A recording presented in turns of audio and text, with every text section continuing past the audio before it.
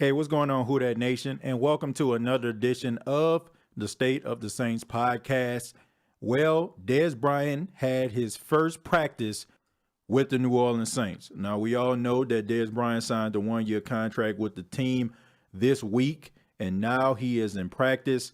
And after practice, Dez Bryant spoke about how much he is looking forward to playing for the New Orleans Saints. How excited are you to join this offense? Oh man, I'm extremely excited. I get to play with that GOAT over there, that baby GOAT, Mike Thomas, that baby GOAT, Alvin Kamara, and the big GOAT, Drew Brees, Mark Ingram, Lattimore, just excited to play with these guys. What's the vision that they have for you in terms of just what you're going to do for this offense?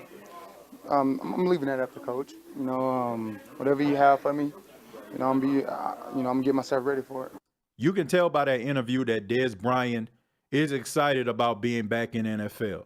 And he should be. I mean, he's been on the street for about 10 weeks, and playing football has been something that he has been doing his entire life. So the fact that it was taken away from him and not on his own terms, this has to be a very, very humbling experience for Dez Bryant. And for that, you have to be excited for him. But there are a lot of people out there that are talking about Dez Bryant, and in my opinion, they're talking about him like he's absolutely nothing.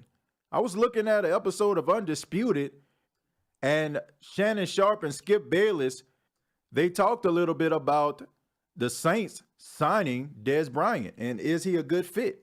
Check it out. Obviously, I thought he just ruined Dak last year because he was pretty much ruined as a receiver. I thought he's a broken down shell of himself, and he led the league in drop balls last year. So, as a Cowboy fan, I'll take Amari Cooper right now any day or any night over Dez Bryant. I'm happy to go forward with Amari Cooper. Okay. I do not fear Dez Bryant on November 29th at Jerry World. It's a Thursday night game, and it's going to be a spectacle. Because it's personal. Yep. Okay. Well, I'm glad he's saying that because he's going to come in overamped, just spilling over with bad blood, trying to get even with Jerry Jones and the Cowboys and all those Cowboy fans who attack me on Twitter. You know how he's going to be. Oh, yeah. He's going to be out of his mind. And I'm going to put the over-under on Dez drops that night at 3, and I'll probably take the over on that. Now, for me, how much does he help? I don't know. I thought he looked heavy in the video. Yep. It's reported that they asked him to lose another 5 pounds, which means they want him to lose around 10 to 12 pounds, Skip. But can he help? And I guess one of the receivers just went on IR. So basically, they need him more now than probably they ever had because they're going to be down to 3 receivers. Well, needless to say that they're talking about Dez Bryant like he is just absolutely nothing. They're talking about how he led the league in drop passes.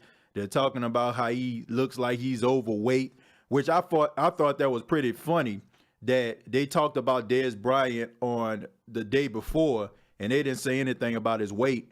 And if you notice on Undisputed that they showed Dez Bryant working out, and Shannon Sharpe didn't have anything to say about that.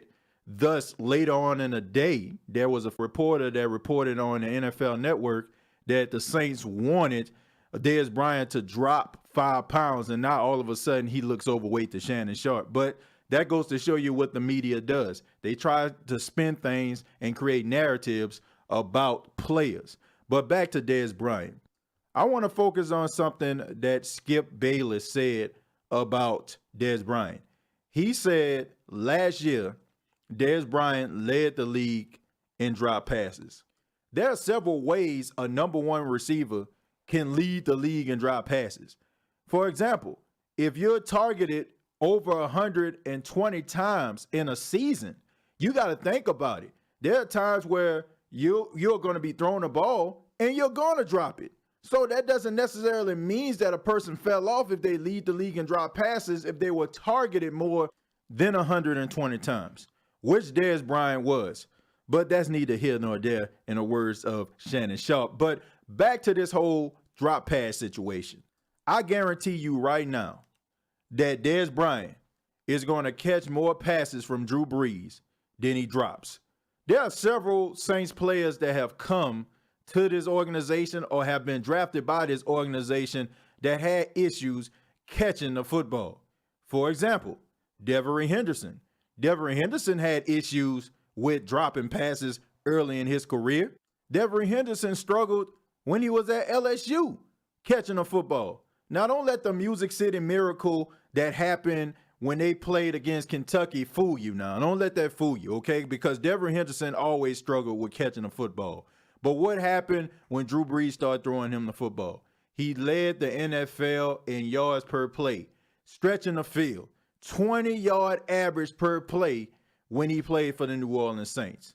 Another player, very recent player, Ted Ginn Jr. Ted Ginn Jr. struggled with drops throughout his whole entire career in San Francisco, in Miami, even for Carolina. I can remember a game when the Carolina Panthers were undefeated and they came to the Superdome and they played against the New Orleans Saints. And that's the time when Brandon Browner was the cornerback and he was getting beat like a dirty rug by Ted Ginn. It was times where Ted Ginn was so wide open, the only thing that can tackle him was the goalpost. And Cam Newton would throw him a deep pass, he would be wide open and it would go right through his hands. I can think of 2 touchdowns in that game that Ted Ginn Jr. could have scored on, and he dropped the ball. Struggled throughout his entire career. Came to the New Orleans Saints. Now Ted Ginn Jr. has the least drop passes through the 2 years that he's been with the Saints versus his entire career. You know what that means? That means that when Drew Brees throws you the ball, he puts it in an area in which you can catch it. So all these people out here that's talking about Dez Bryant can't catch the ball, led the league in drop passes, maybe it's because of who was throwing him the football. Now, let's not be shocked about this situation.